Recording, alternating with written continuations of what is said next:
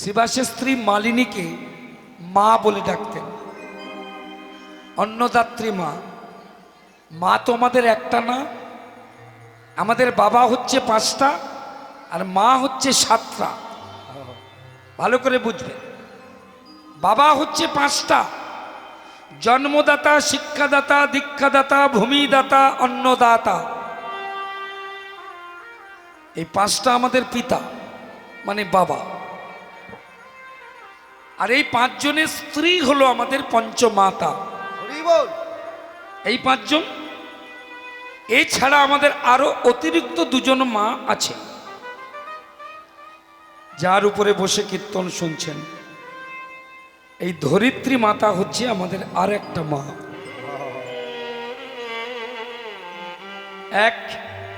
আরেকজন মা আছেন, সারা জীবন তাকে মনে রাখতে হয়, ভুলে গেলে চলবে না।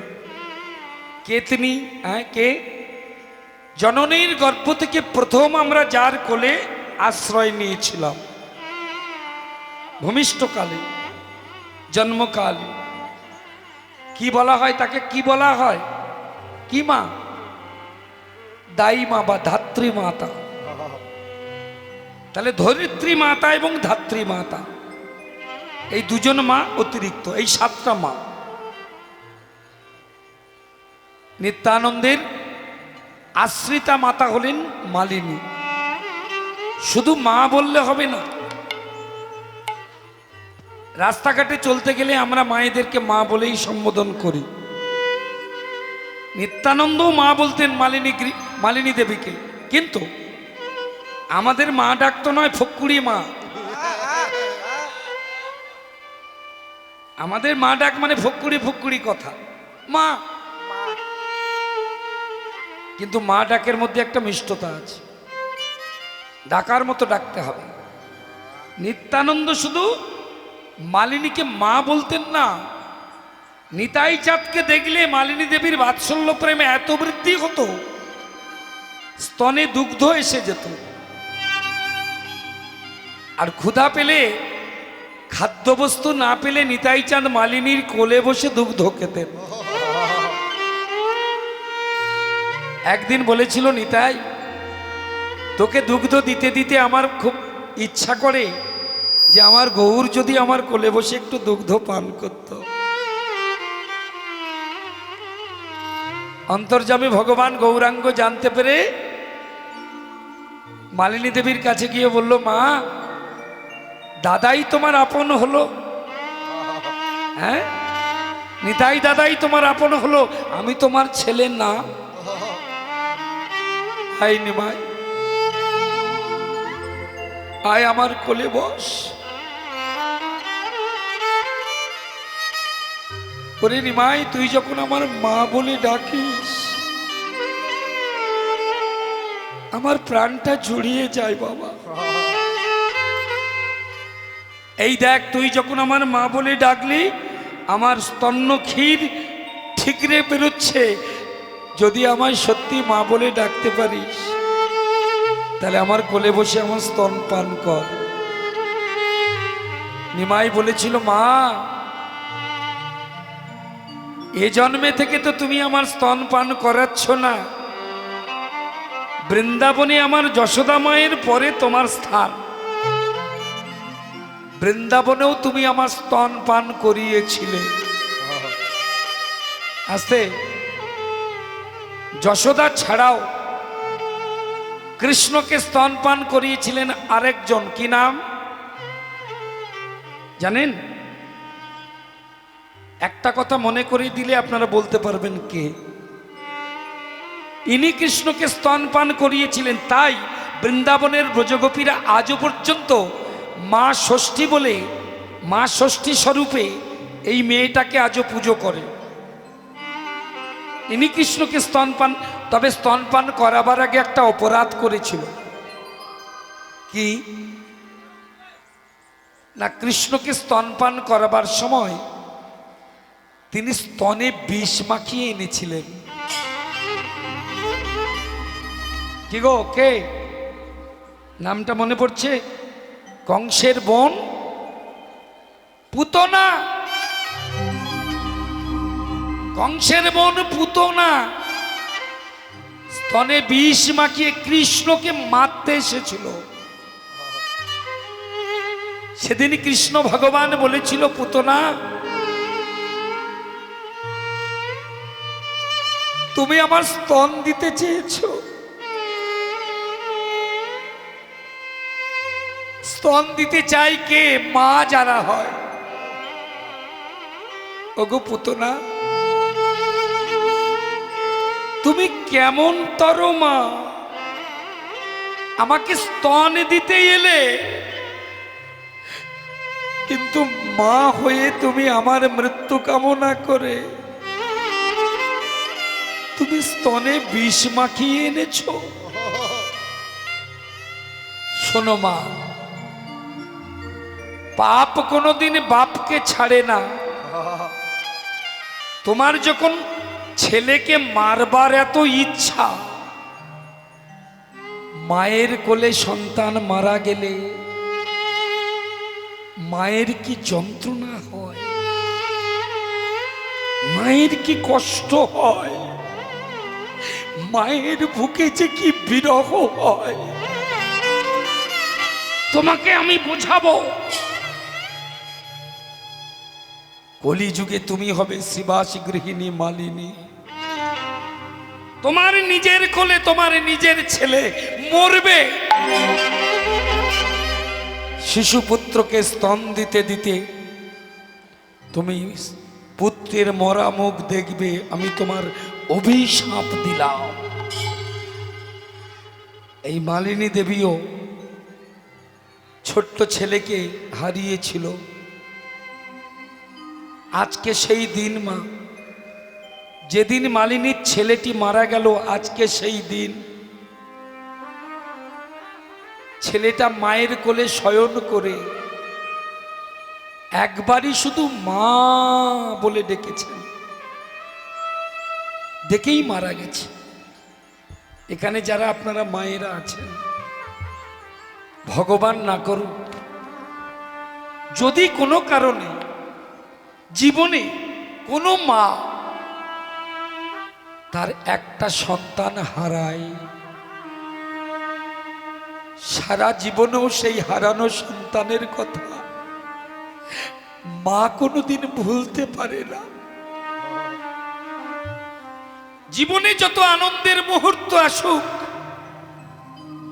যে ছেলে মায়ের বুক থেকে হারিয়ে যায়, মায়ের বুক থেকে হারিয়ে যায়, সেই হারানো সন্তানের বিরহ যন্ত্রণা সারা জীবনেও মা কোনোদিন ভুলতে পারে না। আজকে মায়ের কোলে ছেলে মারা গেছে, ছোট্ট ফুটফুটে ছেলে, পুত্র বিরহ তুরা। জননী মালিনী মৃত পুত্রকে কোলে নিয়ে, হাই রে বিধি এমন নিধি, হারায়ে ফেলে নয়ামি, হায় রে বিধি ভগবান ভগবান হারায় ফেলে নয়ামি, হায় রে বিধি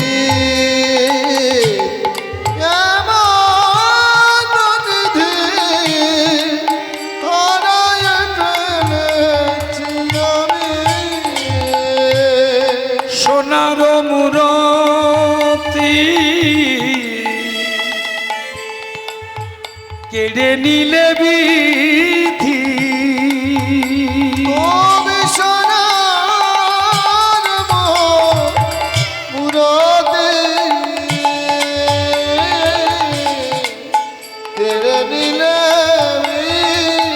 এমন সোনার মূরতি কেড়ে নিলে বিধি,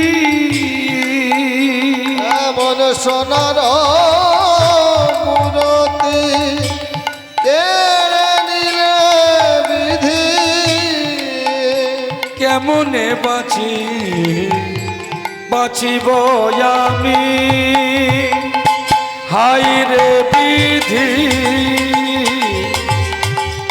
এমন নিধি হারায়ে ফেলি নয়ামি হায় রে বিধি ফিরায়ে দাও ফিরায়ে দাও ফিরায়ে দাও ফিরায়ে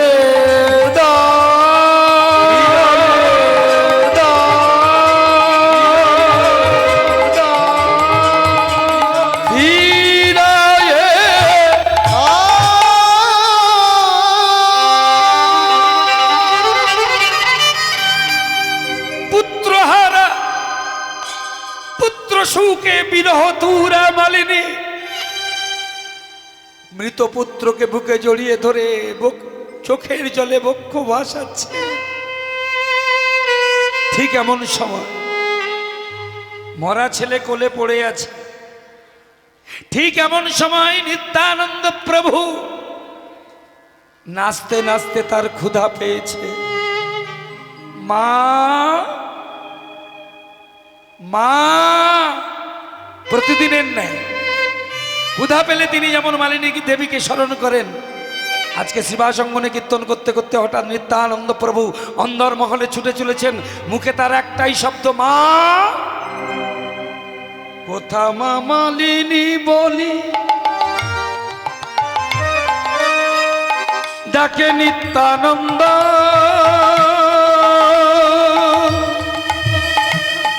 আজ ডাকে নিত্যানন্দ। কোথা মামা মালিনী বলে মা মা আজ ডাকে নিত্যানন্দ।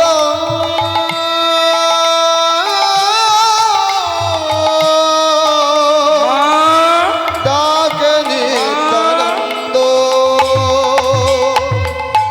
পুত্র শোকা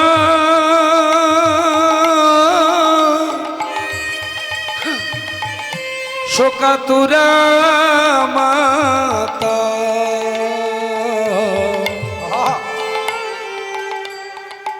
আজ বড় বড় নিরানন্দ। আজ পুত্র সকা তুরা মাতা।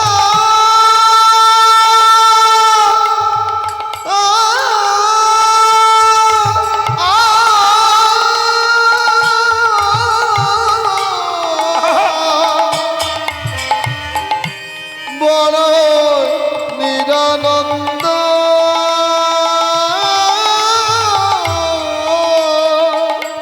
বড় নিরানন্দ। হাই রে বিধি। মালিনী কাঁদছে সন্তান হারা হয়ে, মৃত ছেলেকে কোলে দিয়ে। বিধি কি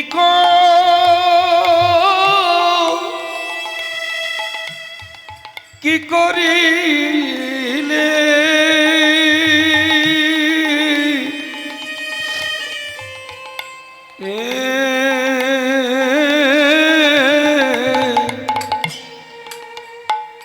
হায় রে বিধি একই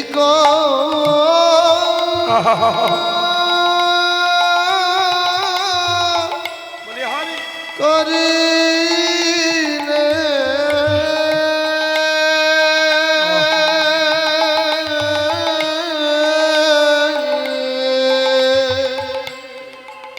কেন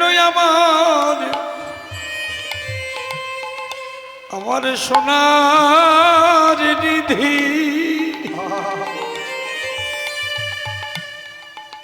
তুমি কেড়ে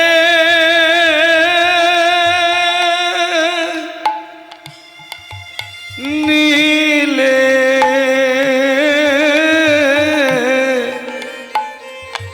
হায় রে বিধি তুমি কি করি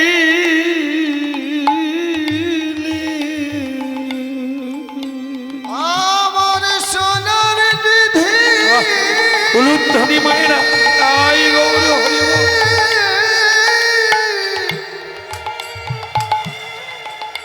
তুমি কে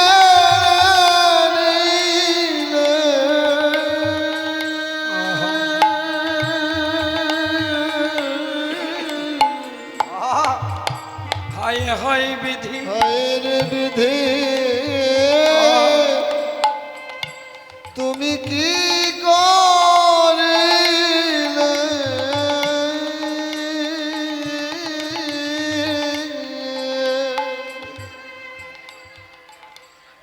পুত্র হইয়া অপুত্র হইয়া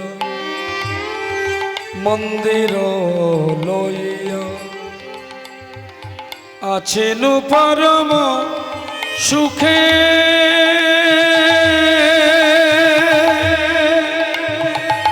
আছেন পরম সুখে পুত্র হইয়া তুমি জঠরে জনমী শেল দিয়ে গেলে বুকে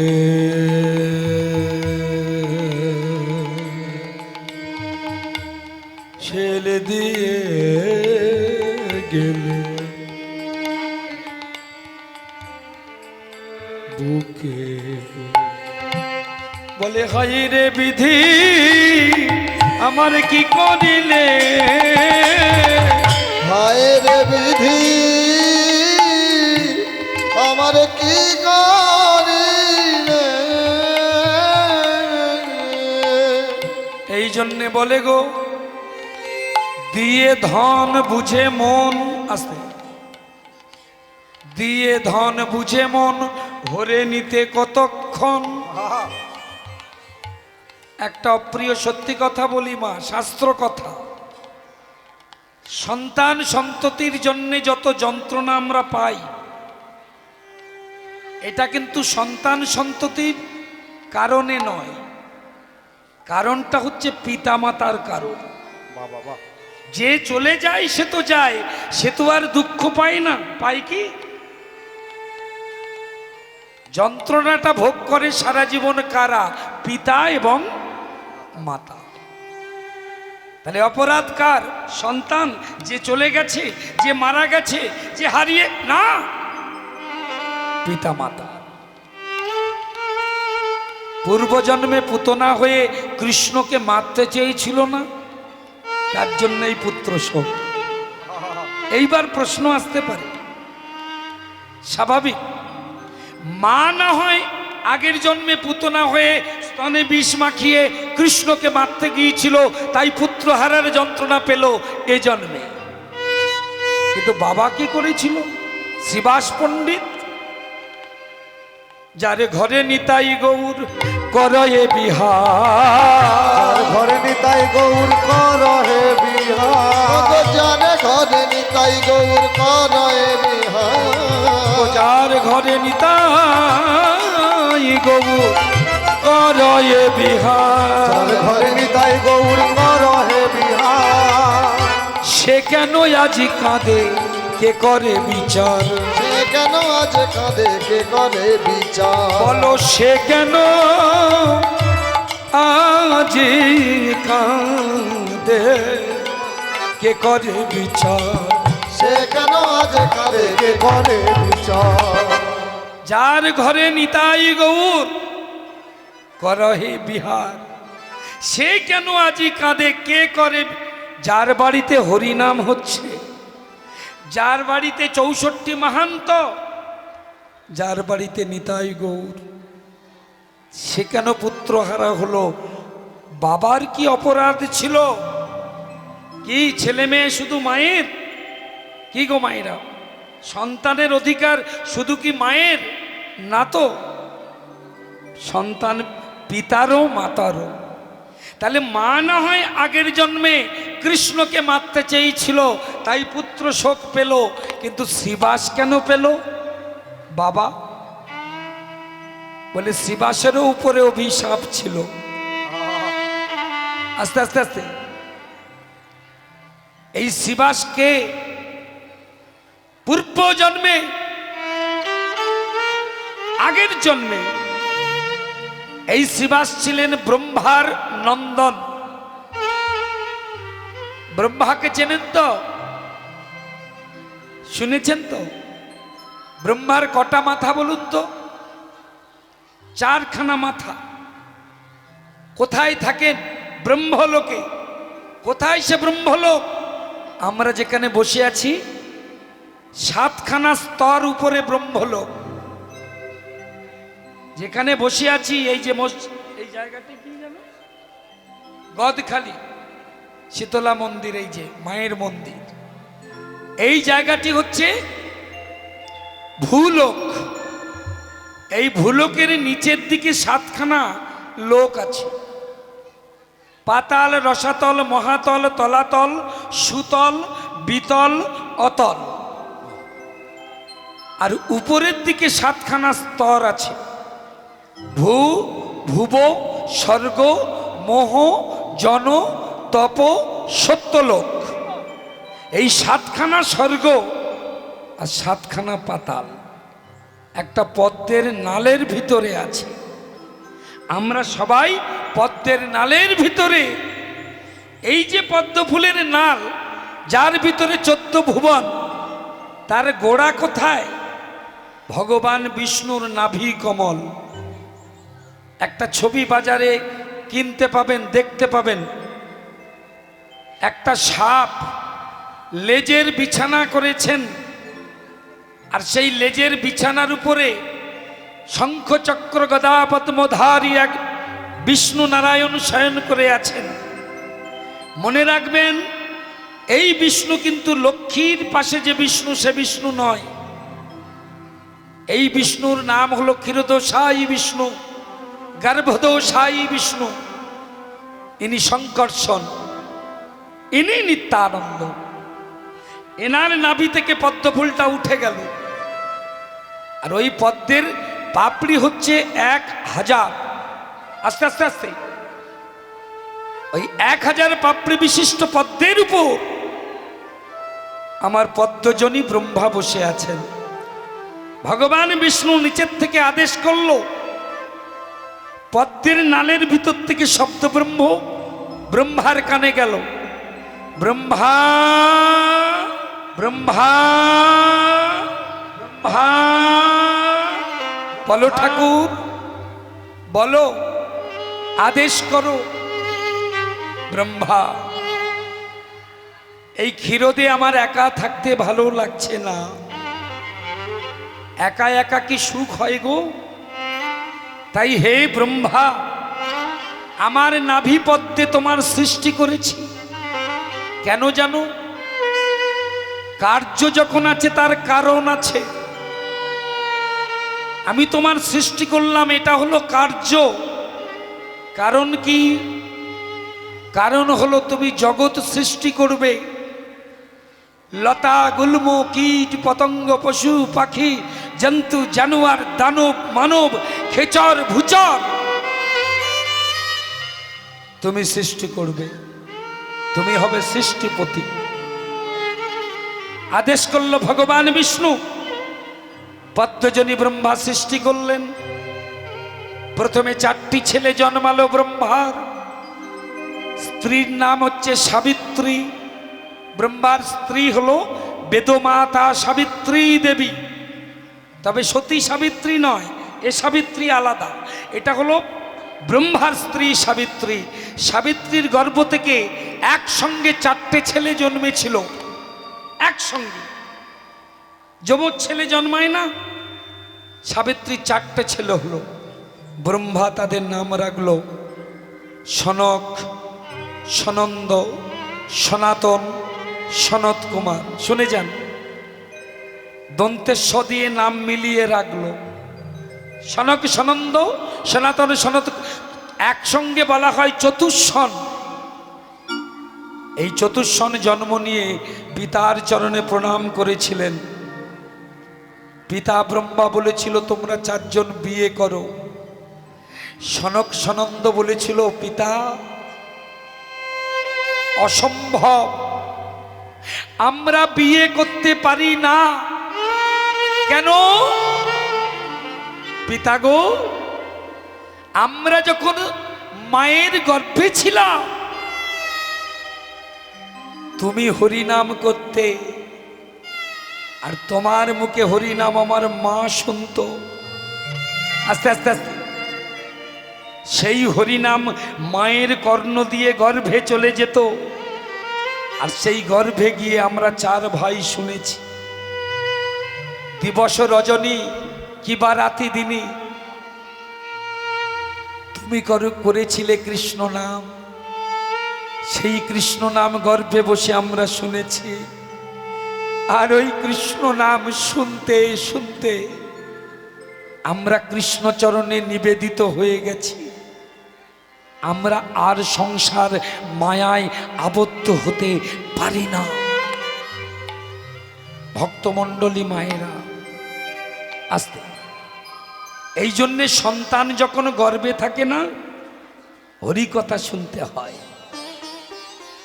গ্রামে দেখবেন ছোট ছোট বাচ্চা, কি এক শ্রেণীর বাচ্চারা আছে, হরিবাসরে যখন শিখল করতাল বেজে ওঠে না, ওরা বাড়িতে থাকবে না, যত বলুন পড় পড়, পড়তে বস, দেখবেন দৌড়ে চলে আসবে হরিবাসরে, দৌড়ে। আবার এক শ্রেণীর বাচ্চা আছে দেখবেন, আপনি যতই ঠেলা দিন, এই জানা একটু হরিবাসরে, ও কিছুতেই আসবে না, ও টিভির সামনে বসে যাবে, মোবাইল নিয়ে বসে যাবে। দোষগুলো কিন্তু বাচ্চাদের নয়। ও যখন পেটে ছিল, রাগ করো না মা, তখন ওই মা টিভি দেখতো আর মোবাইল ঘাঁটতো। আর যে বাচ্চাটা দৌড়ে হরিবাসরে আসছে, ওর মা কীর্তন শুনতো, হরিনাম শুনতো। মহাভারতের সব থেকে বড় বীর কে বলুন তো? অর্জুন নয়, কিন্তু দ্রোণাচার্যও নয়, ভীষ্মদেবও নয়। মহাভারতের যে সবচেয়ে বড় বীর, সে মারা গিয়েছিল 16 বছর বয়সে। তাক লাগিয়ে দিয়েছিল সারা বিশ্বকে। পরশুরামের মতো বীর স্যালুট করেছিল, প্রণাম করেছিল। যে পরশুরামের কাছে বিদ্যা শিক্ষা করেছে ভীষ্মদেব, তার যুদ্ধের কথা শুনে বিস্ময়ে হতবাক হয়ে গিয়েছিল পরশুরাম। কে জানেন? অর্জুনের ঔরসে সুভদ্রার গর্ভে জন্মগ্রহণ করেছিলেন বীর অভিমন্যু।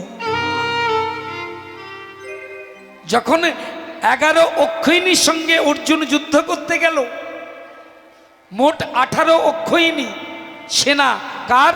কৃষ্ণের। কুরুক্ষেত্র যুদ্ধের আগে সৈন্য ভাগ করা হলো, বিভাগ করা হলো। দুর্যোধনকে গিয়ে কৃষ্ণ বলেছিল, বেয়াই মশাই আসতে, আমার 18 অক্ষয়িনী সেনা, তা 18 অক্ষয়িনী সেনার মধ্যে আমি থাকবো ওদের দলে। আপনি তো আমার বেয়াই মশাই, আপনাকে একটা গোপন কথা বলে যাই, আমার মতো নিষ্কর্মার ঢেকিকে নিয়ে কোনো লাভ নেই, কারণ আমি প্রতিজ্ঞা করেছি কুরুক্ষেত্র যুদ্ধে আমি অস্ত্র ধারণ করব না। সুতরাং আপনি এক কাজ করুন, 11 অক্ষয়িনী সেনা আপনি নিন, আর বাকিটা পাণ্ডবদের দিয়ে দিচ্ছি। দুর্যোধন মনে মনে চিন্তা করলো, সত্যি কৃষ্ণ যদি যুদ্ধ না করে তাহলে তাকে নিয়ে কি লাভ? ঈশ্বর সত্তাকে তো বিশ্বাস করে না অর্জুন। আস্তে আস্তে আহা দুর্যোধন। এইবার সেই 11 অক্ষয়িনী সেনার সঙ্গে যুদ্ধ করবার জন্য অর্জুন চলেছেন।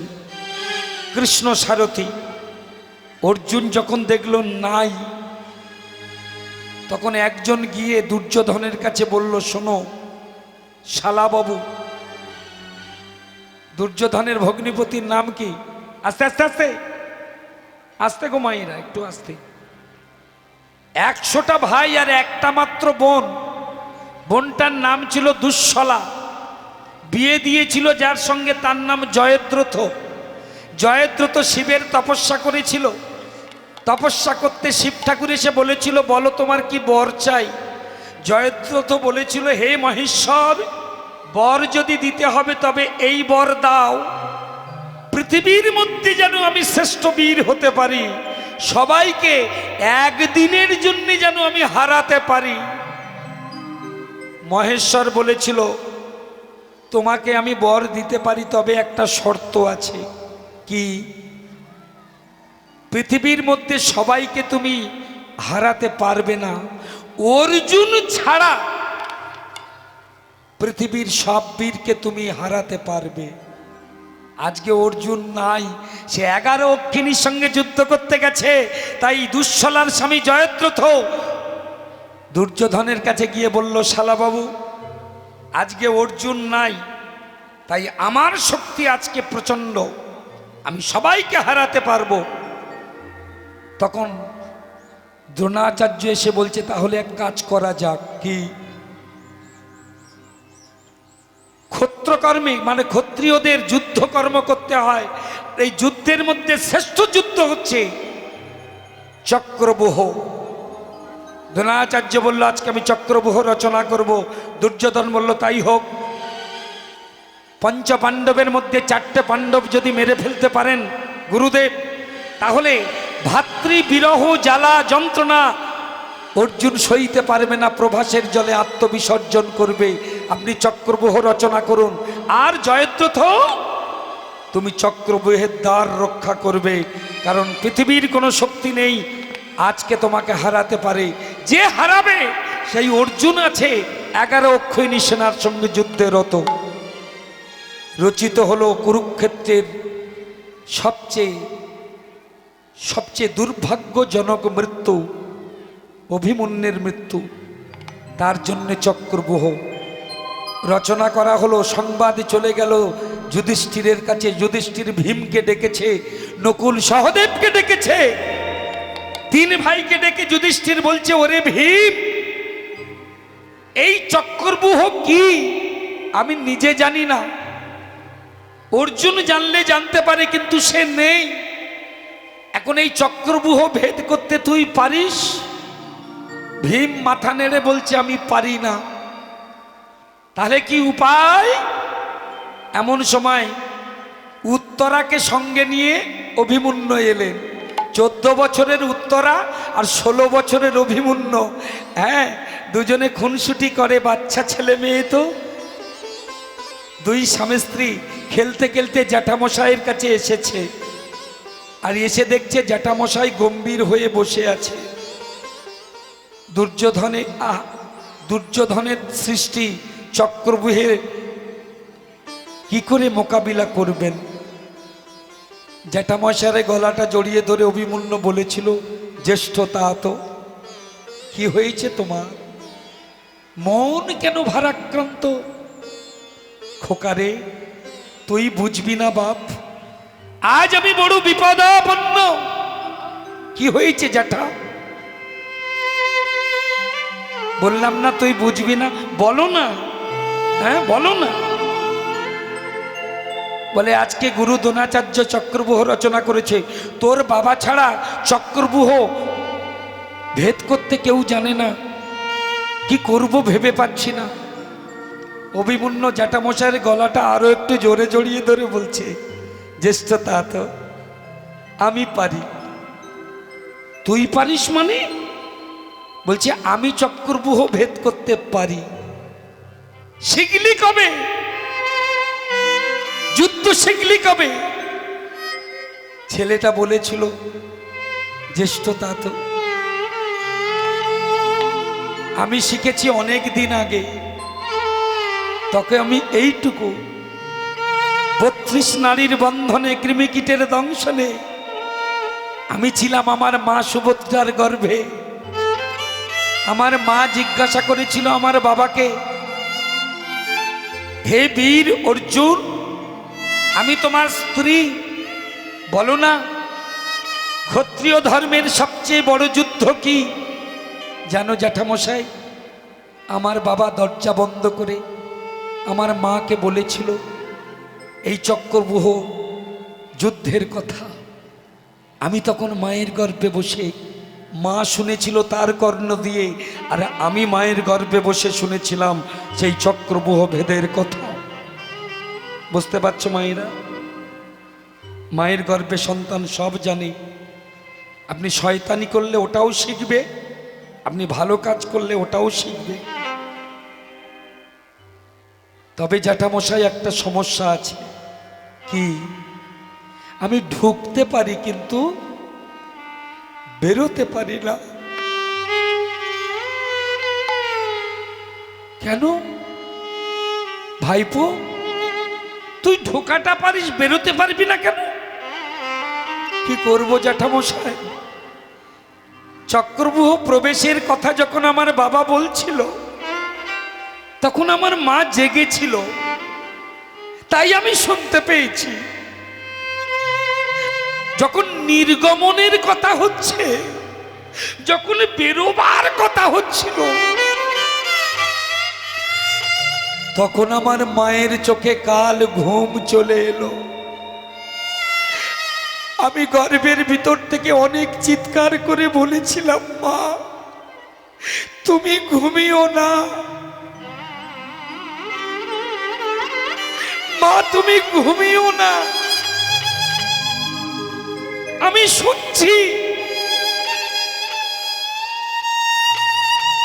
চক্রব্যূহ রণকৌশল, তুমি আমার শুনতে দাও জননী।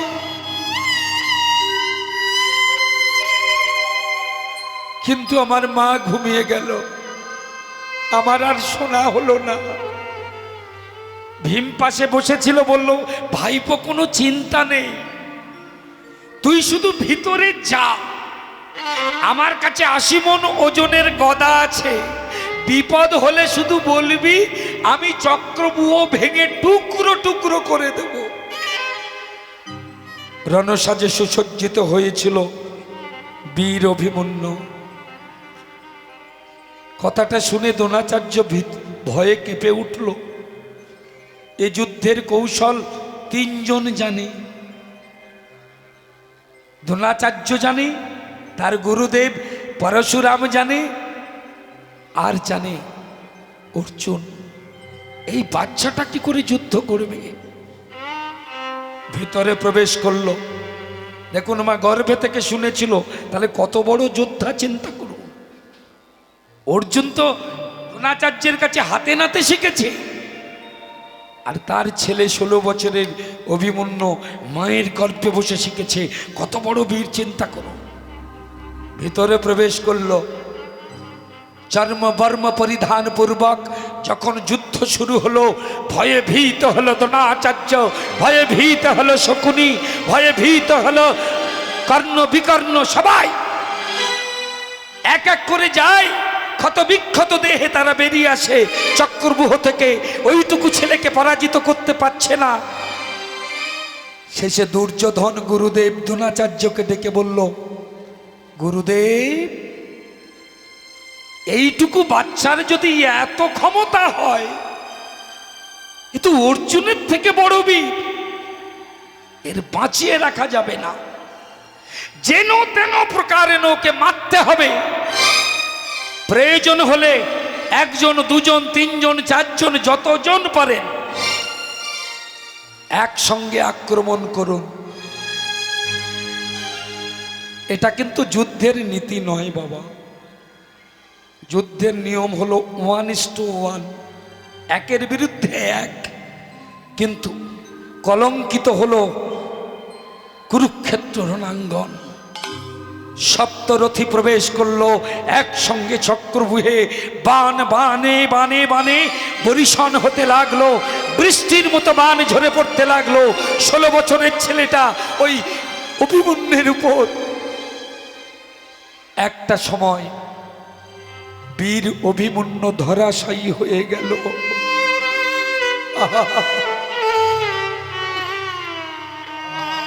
সারা গায়ে বাণ বিদ্ধ।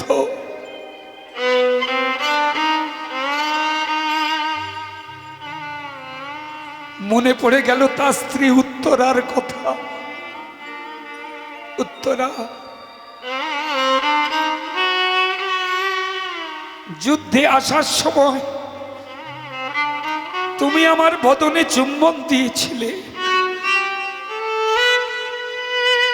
আমি তোমাকে আশ্বস্ত করেছিলাম যে আমি যুদ্ধে বিজয়ী হয়ে তোমার কাছে যাব।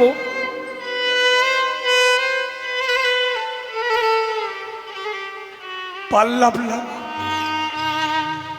উত্তর। তবে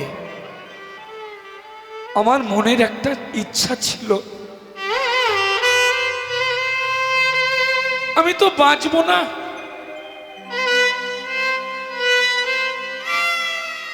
এই মরণের সময় মৃত্যুকালে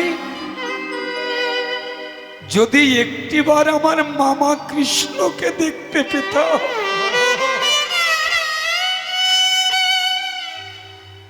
একবারই শুধু ডেকেছিল, কৃষ্ণ কৃষ্ণ কৃষ্ণ কৃষ্ণ। ইথার তরঙ্গে ইথার তরঙ্গে সেই শব্দ ব্রহ্ম পৌঁছে গেল ভগবান কৃষ্ণের কর্ণে। অর্জুন সখা, অর্জুন আমার মন ভালো নেই, যুদ্ধ বন্ধ করো, ফিরে চলো সখা। অন্তর্যামী কৃষ্ণ বুঝতে পেরেছিলেন আজ অভিমন্যু বিদায় নেবে, তার ইচ্ছা মৃত্যুকালে আমার বদন দেখবে। আমি যে ভক্ত বাঞ্ছা পূর্ণকারী, আমি যে ভক্তাধীন ভগবান, ভক্তের বাসনা যদি পূর্ণ করতে না পারি, তবে কেন আমি ভক্ত বাঞ্ছা পূর্ণকারী নাম নিলাম? অর্জুন কৃষ্ণ ফিরে এসেছেন। জল ও পিপাসায় চিৎকার করে ডেকেছিল, জ্যেষ্ঠ দাত জল দাও। তৃষ্ণায় ছাতি ফেটে যায়, জল চাই, আমার জল দাও, আমার জল। ঘরা ঘরা জল। নকুল সহদেব ভীম দরজার কাছে নিয়ে গেল, কিন্তু এক ঘড়া জল ভিতরে গেল না। কেন? দরজার কাছে বসে আছে শিবের বলে বলিয়ান জয়দ্রথ। তত্ত্বদর্শী বলছে এই অভিমন্যু হলো আমাদের জীবাত্মা, আমাদের প্রাণ। মৃত্যুকালে দেখবেন আমার ছেলে, আমার মেয়ে, আমার আত্মীয় স্বজন মৃত্যু পথযাত্রী হলে আমার গালে ফলের রস, মিষ্টির রস, দুধ, জল দেয়, কিন্তু ভেতরে যায় কি? যায় না। এপার দিয়ে জল দেয়, জল এপারে গড়িয়ে যায়। কেন জানেন তো? মৃত্যুকালে জয়দ্রথ বসে থাকে কণ্ঠনালী। এটাই হচ্ছে চক্রব্যূহ। মহাভারত আমাদের শরীরে আছে, এইখানে আছে। অভিমন্যু হলো প্রাণ। জয়দ্রথটা কি? মৃত্যু পথযাত্রী মানুষের বুকে কান দিয়ে শুনতে পাবেন, কানটা দিয়ে শুনবেন, দেখবেন বুকের ভিতরে ঘর ঘর আওয়াজ করে। কেন? আমাদের শ্লেষ্মা কফ, কফ এসে কণ্ঠনালী রুদ্ধ করে। এই কফ হলো আমাদের জয়দ্রথ, জল ভিতরে যেতে দেয় না। পিপাসায় কাতর হয়ে অভিমন্যু মৃত্যু পথযাত্রী। অর্জুন এলো, কৃষ্ণ এলো, ভিতরে প্রবেশ করলো। অভি কে? আমি তোর মামা, আমি তোর মাতুল কৃষ্ণ। এসেছো মাতুল? এত করুণা তোমার,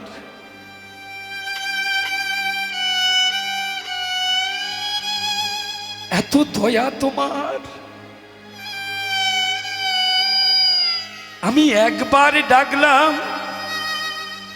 আমার ডাকে সাড়া দিয়ে তুমি আমাকে দেখা দিতে ছুটে এসেছো দয়া।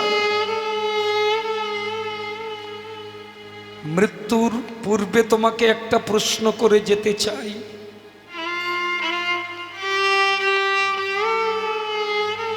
এর কি কোনো প্রয়োজন ছিল মাতুল? কেউ না জানুক মাতুল, আমি জানি আমার বাবাকে তুমি সরিয়ে নিয়ে গেছো। অভি, হ্যাঁ আমি জানি মাতুল, আমি এও জানি দুর্যোধনের বুদ্ধিটা তুমি দিয়েছো। আমি এও জানি সপ্তরথী মিলে আমার মৃত্যু হলো, এটা তোমার ইচ্ছা। কারণ জগতের বুকে চন্দ্র সূর্য উদয় হয় অস্ত যায় তোমার ইচ্ছায় মাতুল, তোমার ইচ্ছায়। নদীতে জোয়ার ভাটা হয় মাতুল, তোমার ইচ্ছায়। হ্যাঁ মাতুল, পৃথিবীর বুকে যা কিছু হয়, আমার মৃত্যুটাও তোমার ইচ্ছা ছিল মাতুল।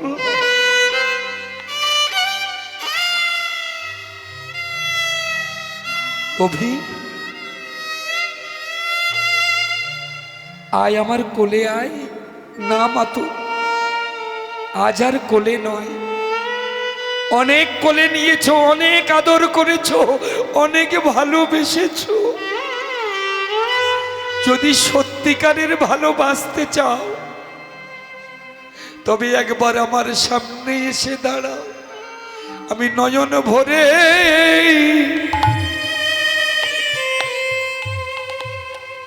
তোমায় দেখতে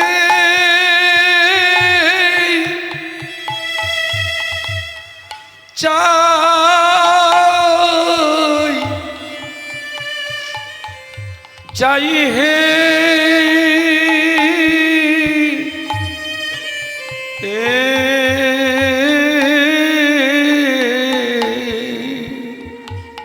আমি নয়ন হে কৃষ্ণ, হে কৃষ্ণ দয়াময়। ভোরে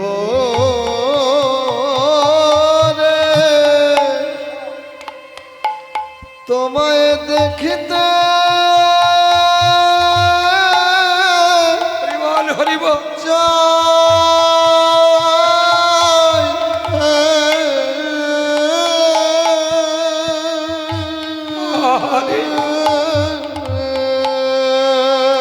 তোমার বদন দেখিতে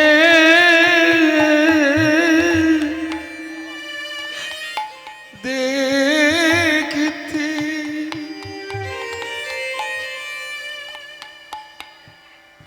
আমি চলে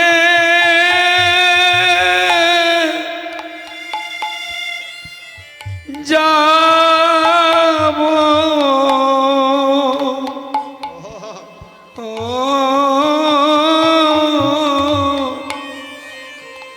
মরণ কালে তোমার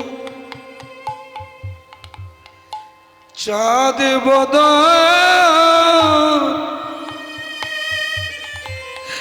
আমি দেখিতে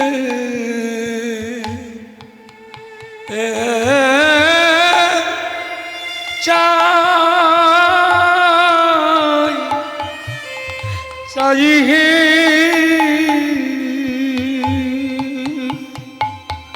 বদন দেখিতে দেখিতে উলুধ্বনি তাই গো।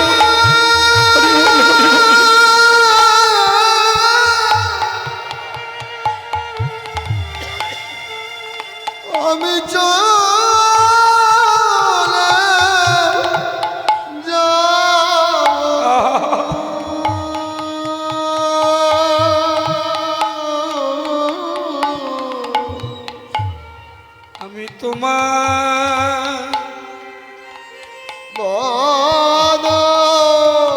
আহারে বদন দেখতে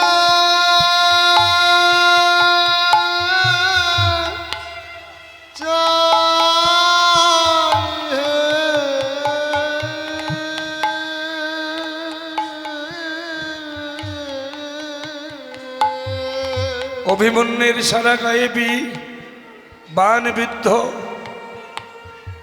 করজোড়ে বলেছিলেন, হে গোবিন্দ, আজ আর কোলে নিও না, আমার সামনে এসে তোমরা বসো। আমার পিতা এবং জগৎ পিতা, দেহ পিতা এবং জগৎ পিতা দুজনের চরণ দেখতে দেখতে আমি চলে যেতে চাই।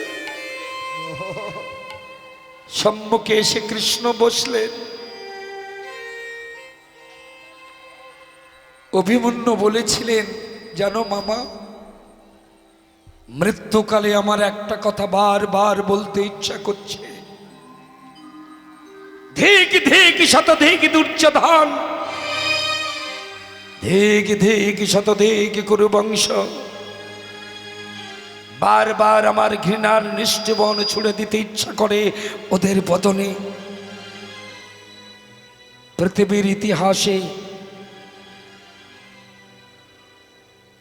কালো অক্ষরে আমি লিখিয়ে দিয়ে যাব একটাই কথা, ভালো কীর্তি রাখিলে কৌরব, লজ্জায় ফিরাবে মুখ বীরের সমাজ। ঘৃণায় দেবতাকুল দেবে টিটকারি, ধরণীর ইতিহাসে প্রস্তর ফলকে গাথা রবে এই কথা, কাপুরুষ কাপুরুষ কৌরবের প্রতি দুর্যোধন, তুমি কাপুরুষ। গোবিন্দ মাতুল যার পিতা ধনঞ্জয়, তার মৃত্যু অসহায় বুহের মাঝারে।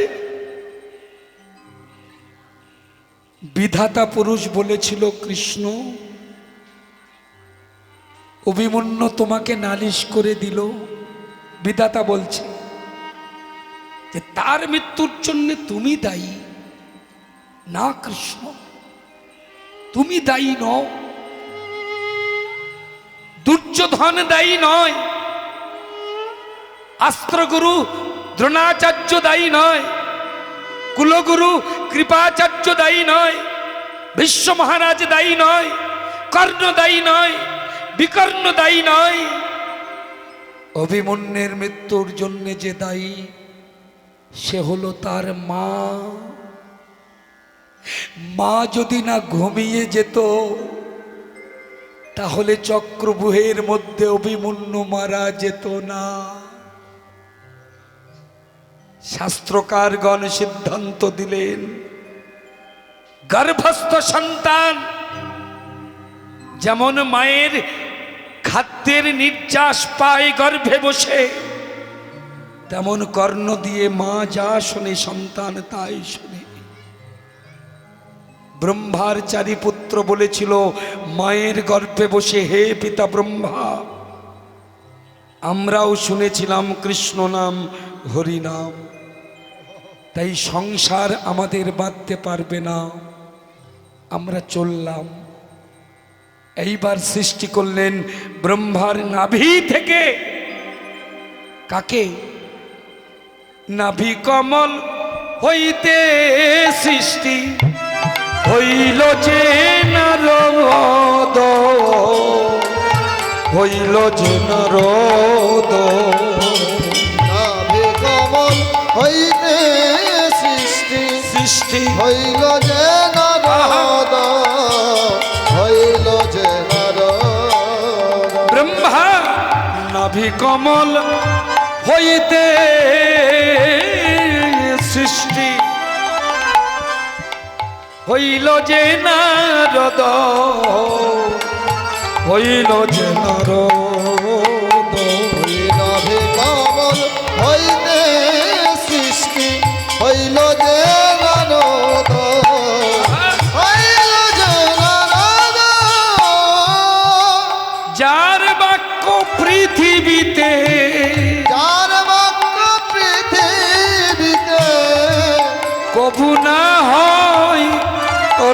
হৃদত কবু না হয় রদ যার বাক্য পৃথিবীতে যার বাক্য পৃথিবীতে কবু না হয় রদ, কবু না হয় রদ। আমার নারদ মুনির জন্ম হলো, নারদ মুনি জন্ম হলো, নারদ মুনি জন্ম হলো। ব্রহ্মার নাভি ব্রহ্মা, ব্রহ্মার নাভি ব্রহ্মা নাভি কমল হইতে নারদ মুনির জনম হলো। ওই ব্রহ্মার নাভির কমল হইতে, ওই না ব্রহ্মলোকের পুণ্য লগনে, ব্রহ্মার নাভির কমল হইতে, ওই না ব্রহ্মলোকে দেবতাদের মধ্যে ছেলে মেয়ে জন্ম নেয়, আর আমাদের পৃথিবীর বুকে মানব শিশু জন্ম নেয়। দুটো জন্ম নেওয়ার প্রক্রিয়া বা প্রসেস বা পদ্ধতি আলাদা। ব্রহ্মার নাভি থেকে জন্ম নিল নারদ, এই যে জন্ম নিল যে প্রক্রিয়ায়, সেটাও রতি। আমাদের সংসারে ছেলে মেয়ে জন্ম নেয় স্বামী স্ত্রীর মিলনে, সেটাও রতি। কিছু মনে করবেন না, এই রতি হলো দুই প্রকার। একটা হলো সাত্ত্বিক রতি, একটা হলো তামসিক রতি। ভালো করে বিচার করবেন। দেবতাদের মধ্যে যে ছেলে মেয়ে জন্মায়, সেটা কিন্তু স্বামী স্ত্রীকে বা স্ত্রী স্বামীকে স্পর্শ করে না। স্পর্শ যদি করত, তাহলে কুন্তী কোনোদিন সতী হতে পারত না। অহল্যা, দ্রৌপদী, কুন্তী, তারা, মন্দোদরী, এই পাঁচজন সতী, তাই না? তাহলে কুন্তী পাণ্ডু ছাড়া আর কটা স্বামী? প্রথম সন্তান দিয়েছিল কে? সূর্যদেব। এই সূর্যদেব যখন সন্তান দিল, সূর্যদেব কিন্তু কুন্তীকে স্পর্শ করেনি। কুমারী অবস্থায় যখন দুর্বাসা প্রদত্ত মন্ত্র উচ্চারণ করলো কুন্তী, সূর্য বলেছিল সন্তান নাও। কুন্তী বলেছিল কি করে আমি নেব, আমি কুমারী। বলল চিন্তা করো না, তোমার গর্ভের সন্তান কর্ণ দিয়ে প্রসব হবে। অধীরথ তোমার সন্তানকে মানুষ করবে, যার স্ত্রীর নাম রাধা। ওরা দুই স্বামী স্ত্রী আমার সেবক, সূর্যের উপাসক। আমি আদেশ করব। কিন্তু দেখেছো যখন ছেলে নিতে হবে, আমাদের মায়েরা, আমাদের ঘরে যেমন 10 মাস 10 দিন সন্তান গর্ভে থাকে, কুন্তীর গর্ভে কিন্তু ছিল না। যেই সূর্যদেব তাকালো, অমনি গর্ভে সন্তান এলো। তাকালো, এটা সাত্ত্বিক রতি। ভালো করে বুঝবেন, স্পর্শ করতে লাগে না। বলেছিল সূর্যদেব আমি তোমাকে স্পর্শ করি নাই, সুতরাং তুমি পরপতির স্পর্শ পাওনি, তুমি সতী ছিলে, সতী আছো।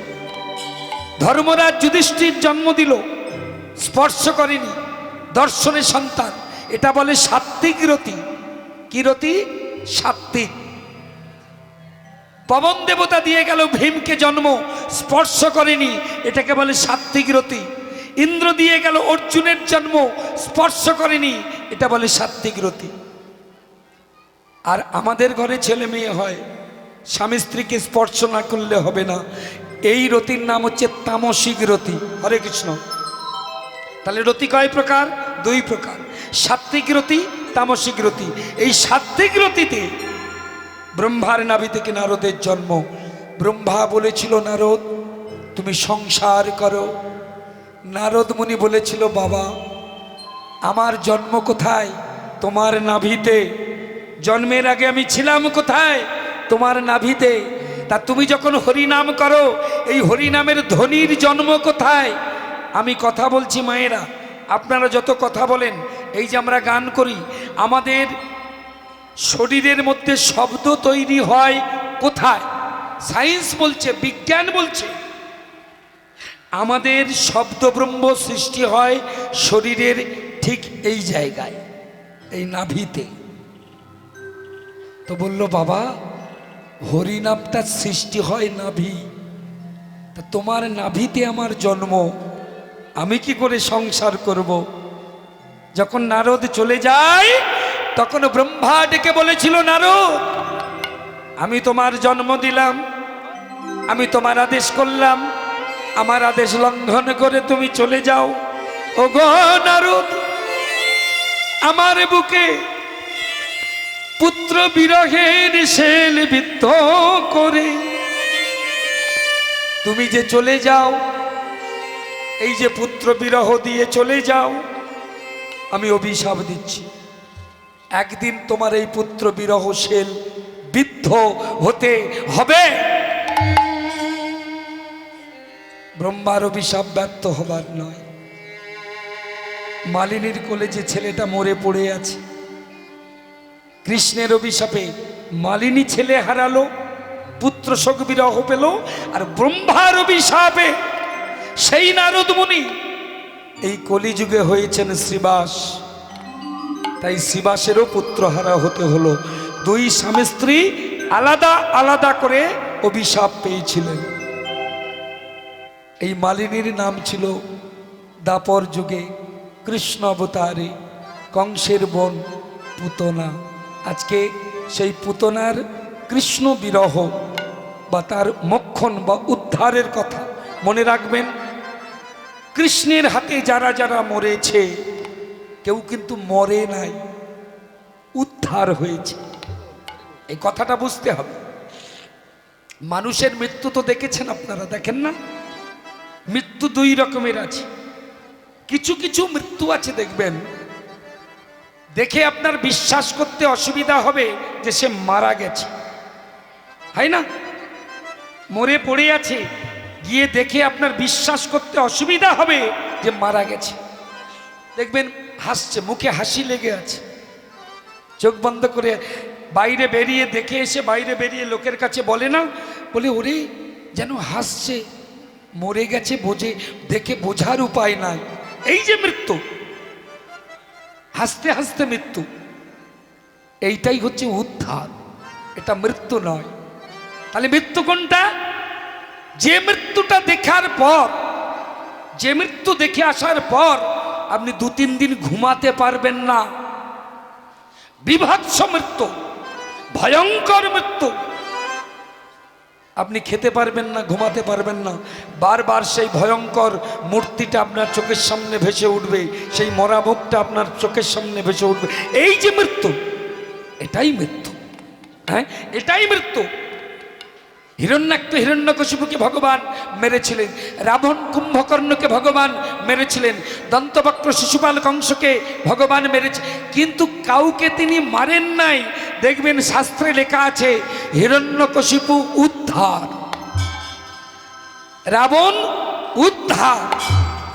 আজকে তেমন পুতনা, পুতনা মোক্ষণ কথা আজ ভাবে মনে মনে, পুতনা মোক্ষণ কথা ভাবে মনে মনে, আজ পুতনা মোক্ষণ কথা ভাবে মনে মনে, পুতনা মোক্ষণ কথা ভাবে মনে মনে, পুরব পড়িল মনে কৃষ্ণ দাস ভরে, পুরাব পড়িল মনে কৃষ্ণ দাস ভরে, ওই পুরাব পড়িল মনে কৃষ্ণ দাস ভরে। বলে এইবার লীলার প্রকাশ হলো, এইবার লীলার প্রকাশ হলো, এইবার লীলার প্রকাশ হলো, চলো সবাই ব্রজে চলো, এইবার লীলার প্রকাশ হলো। সবাই ব্রজে মুখে জয় রাধা গোবিন্দ বলো, নিতাই গৌর হরি বলো, সঙ্গে ব্রজে এইবার লীলা প্রকাশ হলো, পুরব পড়িল মনে কৃষ্ণ দাস ভরে, পুরব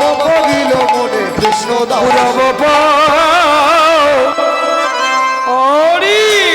মনে কৃষ্ণ দাস কৃষ্ণ দাস মনে। মায়েরা বৃন্দাবন যাবেন তো? যেতে ইচ্ছা আছে? ওই দেখে একটু জোরে উলুধ্বনি করুন দেখি। হরে কৃষ্ণ। বাহ, বেশ, আমরা বৃন্দাবনে যাব। তার আগে আপনাদের মতো অনুরাগী ভক্তের কাছে একটা স্বনির্বন্ধ নিবেদন। এই উৎসব কমিটির পক্ষ থেকে আপনাদের কাছে একটু সময় চেয়ে নেওয়া হচ্ছে, একটু মনোনিবেশ সহকারে শ্রবণ করবেন কথাগুলি। জয় নিতাই, জয় গৌর, হরে কৃষ্ণ। জয় নিতাই, জয় রাধে। সমবেত দুরাগত ও আগত সাধুগুরু বৈষ্ণব এবং ভক্তিমতী মায়েদের চরণে আমরা কমিটির পক্ষ থেকে জানাই সশ্রদ্ধ প্রণাম দণ্ডবোধ। যে ঘোষণাটা না করলেই নয়, আমরা সবাই এই দুর্যোগপূর্ণ আবহাওয়ার মাঝেও সমবেতভাবে আস্বাদন করছি গৌর গোবিন্দের অপূর্ব লীলা মাধুর্য। পরিবেশন করছেন বিখ্যাত স্বর্ণপদকপ্রাপ্ত কীর্তনিয়া কীর্তন আচার্য কৃষ্ণপদ হালদার মহাশয়। তো দাদার কাছে আমরা কৃতজ্ঞ, আমাদের মতো একটি দিন এই মহতে হরিবাসরে দাদার পদার্পণ হয়েছে, তার জন্য দাদাকে আমরা কমিটির পক্ষ থেকে প্রণাম জানাই। তো দাদাকে আমাদের এই হরিবাসরে আনার জন্য যারা আর্থিকভাবে সহযোগিতা করেছেন, যে সকল দাতা, তাদের নামগুলো ঘোষণা করা খুবই আবশ্যক। তার জন্য আপনাদের কাছ থেকে আমরা একটু সময় চেয়ে নিচ্ছি।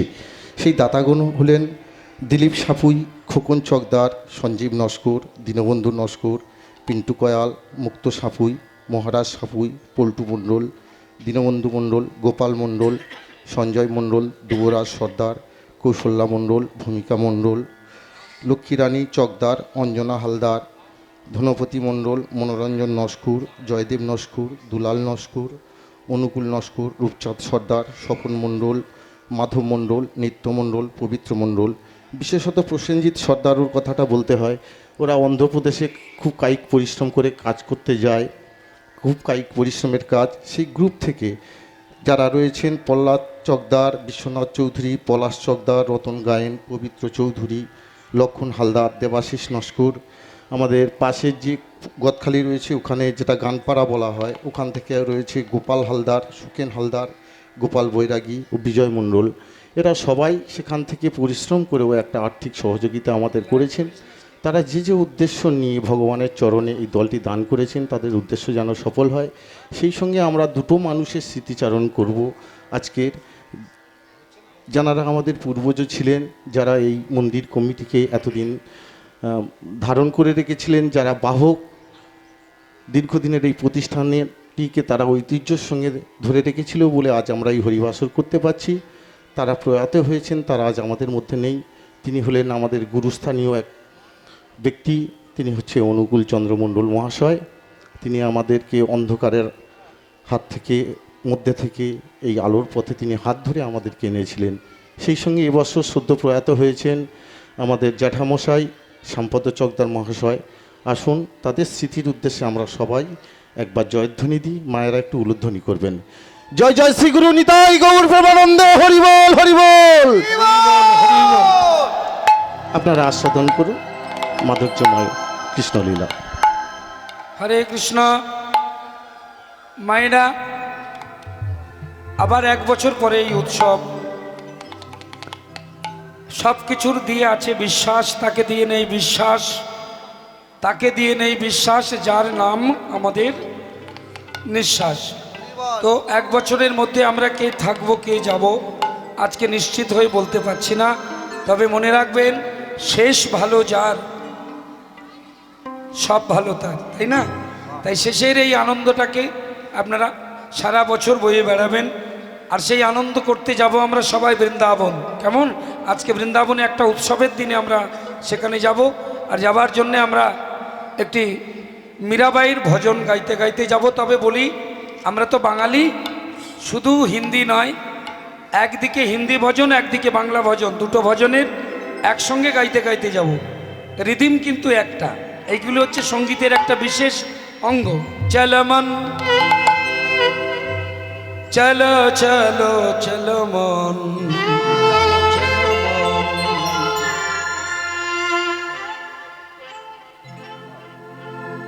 চলো চলো মন, বৃন্দাবন বৃন্দাবন, চলুন বৃন্দাবন।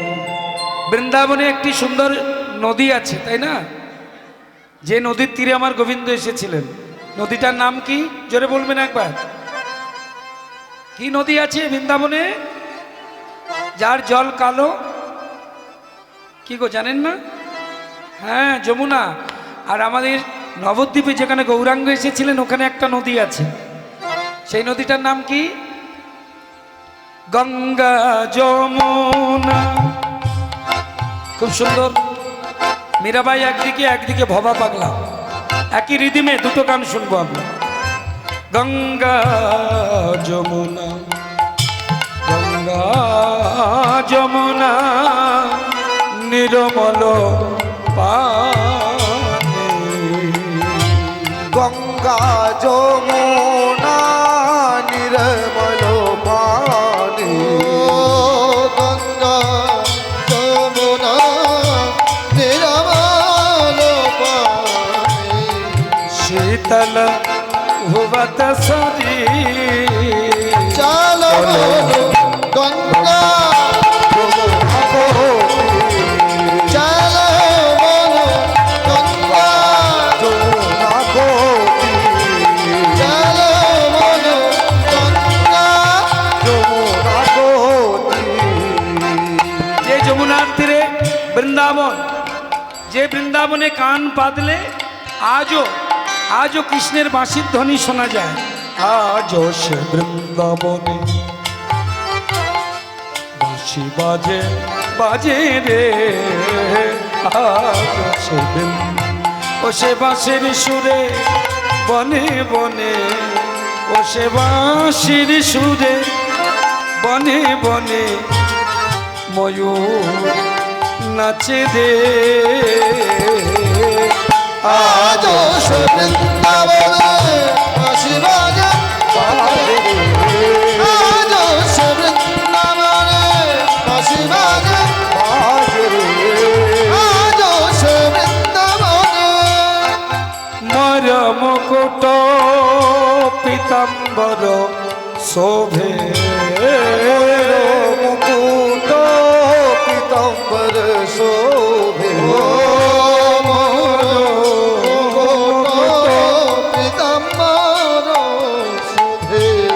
মর মুকুট পীতাম্বর শোভে। হরে কৃষ্ণ। জানি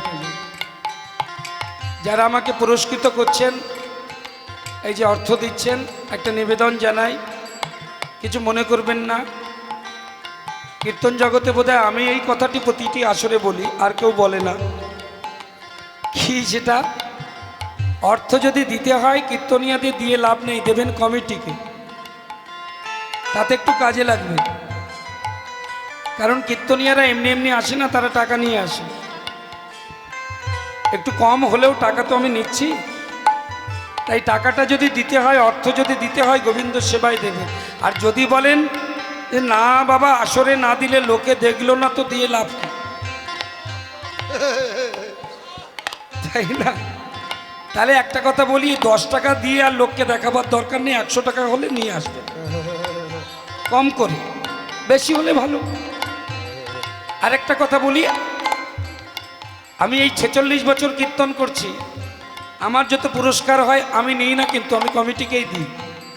সুতরাং আপনারা আমাকে দিলেও ওখানে যাবে, ওদেরকে দিলেও ওখানে থাকবে। সুতরাং একটা কথাই বলি, কীর্তনটাকে নষ্ট করবেন না, আসরে আসবেন না। আমার তো শেষ পালা গান হয়ে গেলে ওই নিচে গিয়ে দাঁড়াবো, যত পারেন দেবেন। আর যদি বলেন লোকে দেখিয়ে দেব, তাহলে যে কজন লোকের দেখাবার জন্য দেবেন তারা আসুন, আর বাকিগুলো আসবেন না। বুঝতে পেরেছেন? তাহলে যারা আসবে তারাই লোককে দেখাবার জন্য আসছে, এটা বোঝা যাবে। মর মুকুট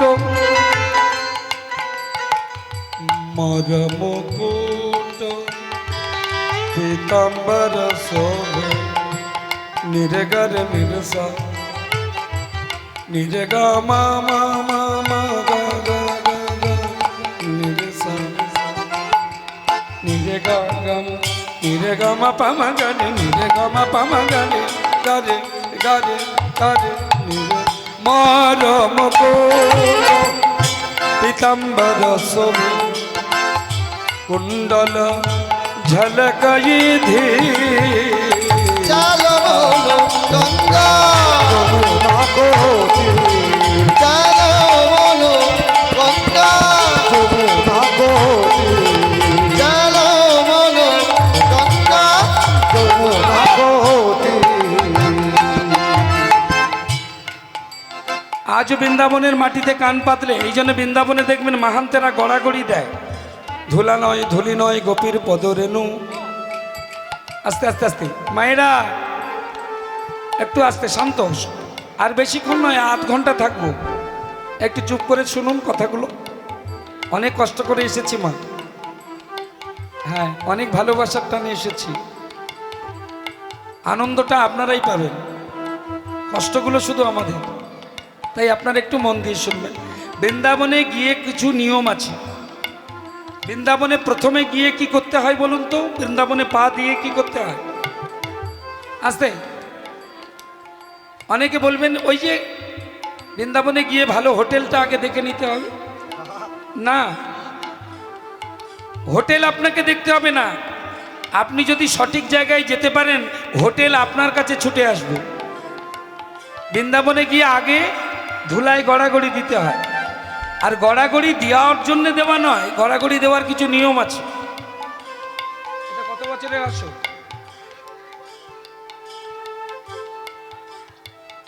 প্রায় 100 বর্ষের কাছাকাছি চলে গেছে এই হরিবাসু। চৈতন্য দর্শন বলছে, আস্তে আস্তে আস্তে, চৈতন্য দর্শন বলছে 25 বছর পার হওয়ার পর এই হরিবাসরে যদি রাত্রি 12টার সময় এসে আপনারা 3 বার গড়াগড়ি দিয়ে কানটা পাতেন, এই মাটির তলা থেকে খোল করতালের শব্দ ভেসে আসে। যদি সেই আকুল ডাকটা আপনাদের থাকে এই হরিবাসরে 25 বছর পার হল। আর এটা তো 90 পেরিয়ে গিয়েছে, 100 ছুঁই ছুঁই। এখানে অবশ্যই কান পাতলে, ওই জন্য গড়াগড়ি দেবার নিয়ম আছে, ধুলো মাখার নিয়ম আছে। 3 বার গড়াগড়ি দিয়ে কানটা মাটিতে পেতে চুপ করে থাকতে হয়। বৃন্দাবনে গিয়ে দেখবেন মাহান্তরা কিভাবে গড়াগড়ি দেয়। অনেকে দেখে মনে করবেন না না বোধহয় দম হয়ে গেছে, হ্যাঁ কষ্ট হচ্ছে বোধহয় চুপ করে আছে। না, শোনার চেষ্টা করছি। আজ সে বৃন্দাবনে বাঁশি বাজে বাজে রে, আজ সে বৃন্দাবনে বাঁশি বাজে বাজে রে, আজ সে বৃন্দাবনে, আজ সেই গাভীগুলি গোচারণে উড়াই ধুলি, আজ সে গাভী গলে গোচারণে ওরায় ধরে, ও গো সখাসনে কোলা কোলে, সখাসনে কলা কোলে, সুবল শ্রীরাম সনে কোলা কোলে, বন বৃন্দাবন মাঝে রে।